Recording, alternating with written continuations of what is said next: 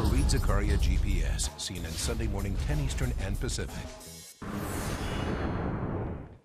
Now for our What in the World segment. Remember Mitt Romney's infamous poor comment? I'm not concerned about the very poor. We have a safety net there. If it needs repair, I'll fix it. I'm not concerned about the very rich. They're doing just fine. I'm concerned about the very heart of America, the 95% of Americans who right now are struggling. Well, it got me thinking. Romney was actually being honest about Americans in general. None of us spend much time thinking about the very poor. But we should, because we have a real problem in this area, an economic, political, and moral problem. Now, by Romney's calculations, if 95% of Americans fall in the middle class, how that can be is another question, then there must be 5% of Americans who qualify as poor. Well, no. The number from the OECD, the Association of the World's Developed Economies, is actually 17.3% of Americans who are poor. And how do we compare with other rich countries? We rank 31st of the 34 countries that make up the OECD. Of the 34 member states, only Mexico, Chile, and Israel are worse off than we are. The UK has a poverty rate of 11%, Germany 8.9%, and France 7.2%. They're all much lower.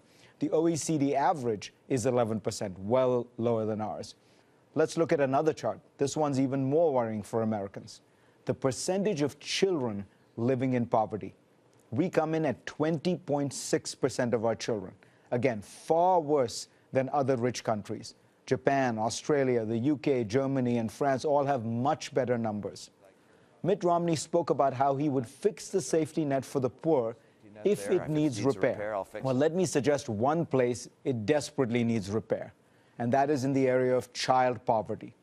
Now, whatever the causes of poverty, when children grow up in desperate circumstances that they had no role in creating, studies show that they will be more likely to drop out of high school, be unemployed, use drugs, have children out of wedlock, and get sick.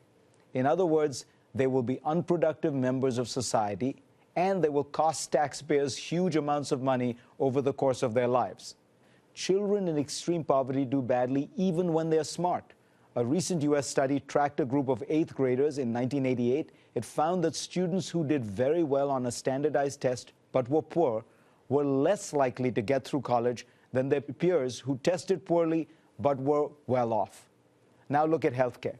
A key indicator of the level of health in a country is its infant mortality rate. That's when a child dies within the first year of his or her life. Let's compare again. We're at about 6 deaths for every 1,000 live births. Again, the UK, Australia, Germany, France, Japan all fare much better. Japan's rate is less than half ours. And this is simply because many mothers in America don't have access to prenatal care. Malnutrition and poor childhood health care set in motion a lifetime of poor health, which of course means huge costs to the system and to taxpayers. On indicator after indicator, the U.S. compares badly with other rich nations on not only how impoverished it is, but also the facilities and opportunities it is giving the very poor. That's why social mobility has stalled in America.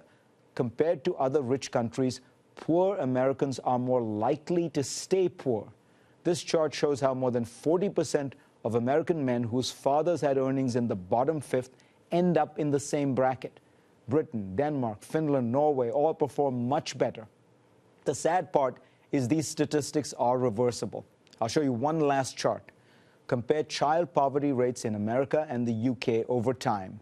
You'll see that the UK's rates were halved within a decade from the mid-1990s on. The US, on the other hand, has actually had a rise in its child poverty rate since then. Now, there's no secret sauce here. Tony Blair's Labour government simply made reducing child poverty a priority through various programs. So, Mitt Romney, yes, the media took your comments out of context, but you do need to be concerned about the very poor. Actually, we all do.